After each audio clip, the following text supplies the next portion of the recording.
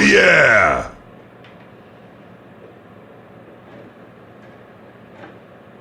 There you have it.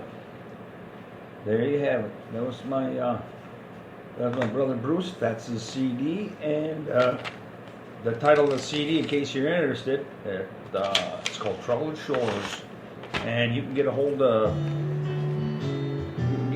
me down here. That wasn't supposed to have happened. I don't know what happened there. Anyway, because I'm running out of juice, kind of thing, I'm going to have to cut it a little bit short. I know you guys are upset, but you'll get over it. Oh yeah, I got 300. I got 330 podcasts out there. So you guys can check in anytime. Yeah. Anyway, you got to go to Boomer Time. Once you get on, like, either Google, Spreaker, Deezer, Twitter. No, who's the other one? Spotify, Podchaser. Yeah, it's out there. Whole bunch of it. All geared, of course, to us boomers. Thank you very much. And I'm going to be shuffling on out of here in a bit. What I'm about to read to you next is of its personal nature. And I'm not going to lie, I probably wouldn't have wrote this thing if it wasn't for my personal involvement now that Agent Orange has caught up with me. What I'm about to read is, I don't know if it's ever been put in this kind of a context. I'm far from, I don't pretend to be a professional writer. I don't pretend to be a professional journalist. I'm just writing from the heart and writing from experience. Okay? And I put this, I don't know what I would call it. I guess a letter.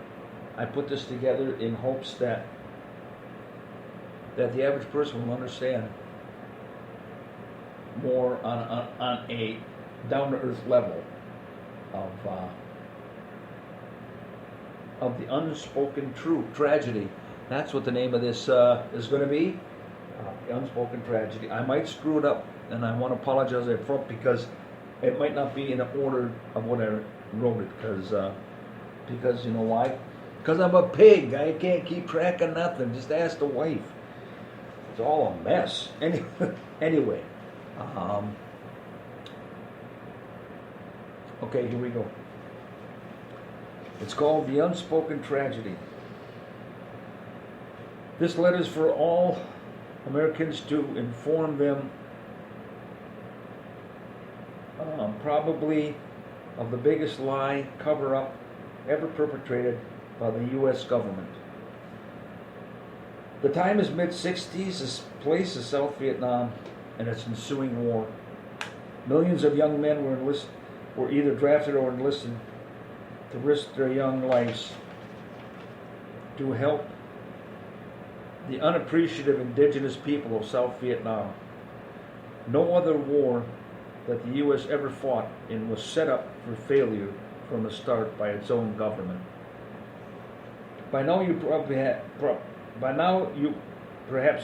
know the unspoken tragedy is Agent Orange, a chemical toxin that was sprayed from the air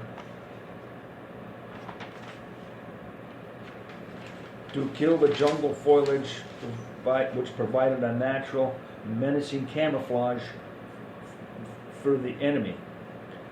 The concept made some sense, except that Monsanto and our government either did not do any tests or ran tests that were not very conclusive. This spray was mixed 10 times stronger, the strength, than the farmers used. The toxic not only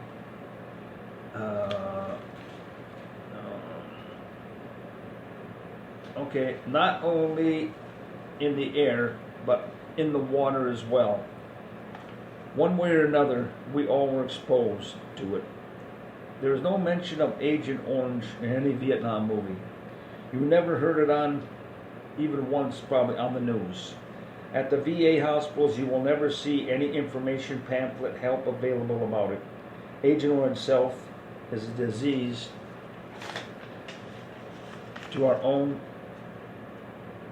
by our own government. Sprayed and betrayed is our term we the Vietnam vet uses to describe the victims of our own government. Some might say that it was over 50 years ago, let it go. Here's the big difference with the Vietnam vet and any other war vet.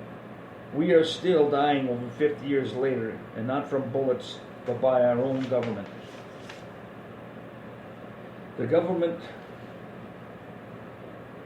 that we fought, the government fought us, the politicians fought us, the Hollywood bitches fought us.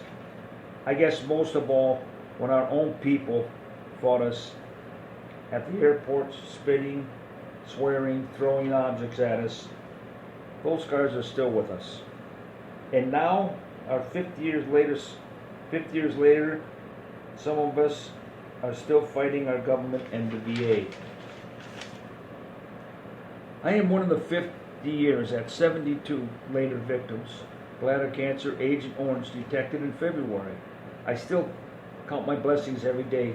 Some of my brothers never got married, had children, grandkids, etc. I have a great granddaughter.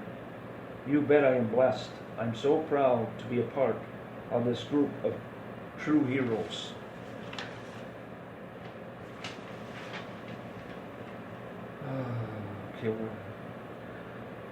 No other veteran in any war, conflict, police action, etc. has ever endured the pain, suffering, anguish, humility as the Vietnam veteran. Plain and simple. Personally, I was not involved in much of the combat at all. I was very fortunate. I wear my Vietnam ball cap every day, not for myself, but for all of my brothers here in the present and those gone, living by the grace of God. God bless all the Vietnam veterans. Ken Bernarchuk, U.S. Navy, Cam Bay, 1969.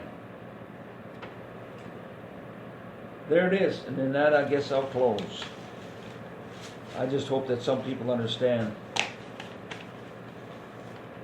Anyway, I'm out of here. I'm going to be doing a little bit of Diddy Mao. I got a Diddy Mao out of here, and I hope you guys enjoyed the show. It's a little bit early, but I'm running out of juice, and I hope you enjoyed my brother's songs. All right? Okay, me and Barney, and this is the Walker's Mafia Inc. signing off. This Barney Rubble and Fred Flintstone, they're going to exit for us today, guys. Here they go. You betcha. Hell, Right, Bob? Right, Bob? hell yeah! Hell yeah. I got a Diddy Mao. Have a good weekend coming up, you guys, and have a happy and a safe Easter. God bless you.